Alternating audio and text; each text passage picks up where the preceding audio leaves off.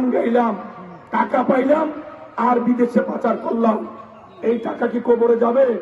এই টাকা শ্মশানে যাবে? কোনোদিন যায় নাই, কোনোদিন যাবে না। আজকে মানুষের কান পেতে মানুষের কথা শুনুন। মানুষ কি বলে? আগে পুলিশ, পিছে পুলিশ, ডাইনে পুলিশ, বাসায় পুলিশ, একজন জনপ্রতিনিধি, এত পুলিশ কেন? কি কাজ? পুলিশ দেশের মানুষের নিরাপত্তা দিবে। এই এদের লোকে থাকতে থাকতেই তো পুলিশের আর ডিউটি নাই। আর পুলিশও পাইছে সুযোগ। দুর্নীতিবাজের লোকে থাকলে সৎ সঙ্গে স্বর্গবাস, অসৎ সঙ্গে সর্বনাশ। দুর্নীতিবাজদের সঙ্গে থেকে এই পুলিশও দুর্নীতিবাজ হয়েছিল বলে থানা ফেলে পালিয়ে যেতে বাধ্য হয়েছিল। আমি তো আমার প্রোগ্রামের আগে আমি বলি, পুলিশকে বলবো না, প্রশাসনকে বলবো না, আমরা জনগণের জন্য রাজনীতি করি। জনগণ যেখানে থাকবে, আল্লাহর রহমত সেখানে থাকবে, সেখানে পুলিশের প্রয়োজন নাই। এটা শুধু আজকে বলি না, ক্ষমতায় ছিলাম তখনও বলেছি, আজকে বলে যাচ্ছি, যদি জনগণের ভোট দ্বারা আমরা জনগণের খেদমত করার সুযোগ পাই, আমার ডাইনে বামে পুলিশের স্থান হবে না ইনশাআল্লাহ। মানুষের জন্য কাজ করব, নিরাপত্তার ফয়সালা আল্লাহ নিজে করবেন।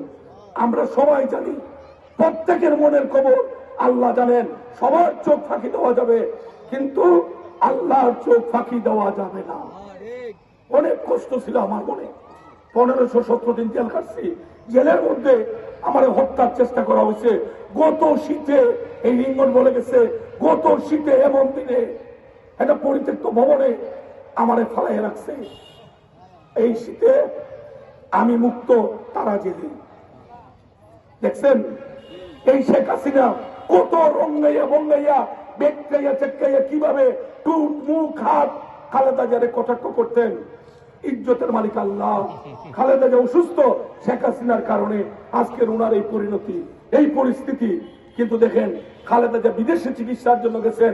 কাতারের দোয়া আমিরের রাজকীয় বিমানে লক্ষ লক্ষ মানুষের ভালোবাসায় সিক্ত হয়ে খালেদা জিয়া প্লেনে চড়ে লন্ডনে গেলেন।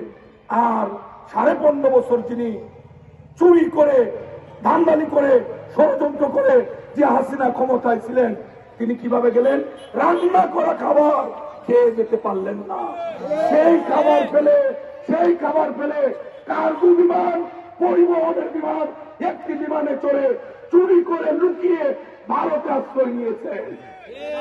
আজকে যারা দম্ভ করতেন, যদি স্বাভাবিক মৃত্যু মানুষের হয় না, প্রতিদিন আমরা একটা দুটা জানাজা পড়ি, আমাদেরও মৃত্যু হবে, কিন্তু কার জানাজা কোথায় হবে আমরা কেউ জানি না।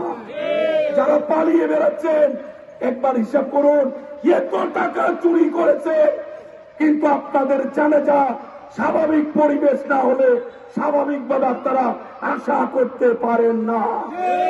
অতএব এমন কাজ করব না আমার জানাজা চুরের মতো হয়, আমার দাফন কাফন লুকিয়ে করতে হয়, এমন জীবন আমরা চাই না। আমরা সবাই মিলে এই দেশকে ভালোবাসি, দেশের মানুষকে ভালোবাসি, সামনের দিকে সকলে মিলে এই দেশকে নিয়ে যাব। আমাদের মধ্যে বিভেদ না। আমরা চাই একটা ঐক্যবদ্ধ জাতি। আমরা হিন্দু, মুসলমান, বৌদ্ধ, খ্রিস্টান সকল দলের মানুষ এক দেশে বসবাস করি। আমরা গর্ববোধ করি, আমরা সবাই বাংলাদেশী। এই দেশ আমাদের দেশ, এই দেশে জন্মেছি, এই দেশে আমরা মরবো ইনশাআল্লাহ। আর কথা না বাড়িয়ে অনুরোধ করব, এই নির্বাচন কমিশন বাড়ি বাড়ি গিয়ে ভোটার হালনাগাদ কার্যক্রম শুরু করেছে। গত 3-4 টার্ম আমরা ভোট দিতে পারিনি, ভোট সেন্টারে যাইনি। ইনশাআল্লাহ এবার সুষ্ঠু নিরপেক্ষ নির্বাচনের গ্যারান্টি নিশ্চিত হবে এবং আমরা ভোট কেন্দ্রে গিয়ে লাইনে দাঁড়িয়ে আমরা ভোট দিতে চাই না হাত তুলেন তো দেখি, আমরা কারা ভোট দিতে চাই? সবাই চাই। ধন্যবাদ। প্রশাসন দেখে যান, বাংলাদেশের মানুষ রক্ত দিয়েছে অধিকারের জন্য। সেই মানুষ হাত তুলে মুক্ত আকাশে ওয়াদা করছে, আমরা ভোট সেন্টারে যেতে চাই। পরিবেশ তৈরি করে দেবেন অন্তর্বর্তীকালীন সরকার। নয় করে সময় ক্ষেপণ করা যাবে না। সংস্কার হবে, প্রয়োজনীয় সংস্কার শেষে আমাদের শ্রদ্ধেয় শিক্ষক উনিও বলে গেছেন, প্রয়োজনীয় সংস্কার শেষে দ্রুত সময়ের মধ্যে নির্বাচন দিয়ে একটি নির্বাচিত সরকার আসলে বাজারের আগুন নিভবে। জনগণের ভোট দ্বারা নির্বাচিত সরকার জনগণের কাছে দায়বদ্ধ। ডক্টর ইউনূস স্যারের জনগণের কাছে কোনো দায়বদ্ধতা নেই। যারা জনগণের ভোট দ্বারা নির্বাচিত হবেন তারাই জনগণের ম্যান্ডেটে নির্বাচিত হবেন, তারা জনগণের কাছে যেতে হবে ভোটের জন্য। সেই জন্য দেশে সমাজে শান্তি রক্ষার জন্য তারা সর্বোচ্চ ত্যাগ স্বীকার করবেন। আমরা ইউনূস স্যারকে অনুরোধ করব, আপনি দেশে বিদেশে আমাদের দেশের মান আপনি বৃদ্ধি করেছেন। আপনি আমাদের অন্তর্বর্তীকালীন সরকারের প্রধান হিসেবে আপনি দায়িত্ব পালন করুন। মানুষের সেন্টিমেন্ট বুঝে দ্রুত সময়ের মধ্যে আমাদের এই ভোটার লিস্ট একটি পরিচ্ছন্ন নির্ভুল ভোটার লিস্ট তৈরি করে ভোটের আয়োজন করে একটি সুন্দর সুষ্ঠু নির্বাচনের মধ্য দিয়ে একটি গণতান্ত্রিক সরকার প্রতিষ্ঠায় অগ্রণী ভূমিকা পালন করবেন এই আশাবাদ ব্যক্ত করে আমাদের প্রিয় নেত্রী দেশের নেত্রী বেগম খালেদা জিয়া গুরুতর অসুস্থ। ওনার জন্য ওনার দলের কর্মী হিসাবে আপনাদের সকলের কাছে, সকল ধর্মের মানুষের কাছে দোয়া ভিক্ষা চাচ্ছি। আপনারা দোয়া করবেন আল্লাহ যেন বেগম খালেদা জিয়াকে নেক হায়াত দিয়ে সুস্থ শরীরে আমাদের মধ্যে ফিরিয়ে দেন। আমাদের প্রিয় নেতা জনাব তারেক রহমান সাহেব মৃত্যুদণ্ড মাথায় নিয়ে আজকে লন্ডনে অবস্থান করছেন। আল্লাহ যেন তারেক রহমান সাহেবকে এই সমস্ত চক্রান্তের জাল ছিন্ন করে বীরের বেশে মাথা উঁচু করে আমাদের দেশে এসে আমাদের দেশের নেতৃত্ব দেওয়ার তৌফিক দেন। আমার মতো অসংখ্য মানুষ মামলার মামলা, আমাদের মামলা শেষ হয় নাই।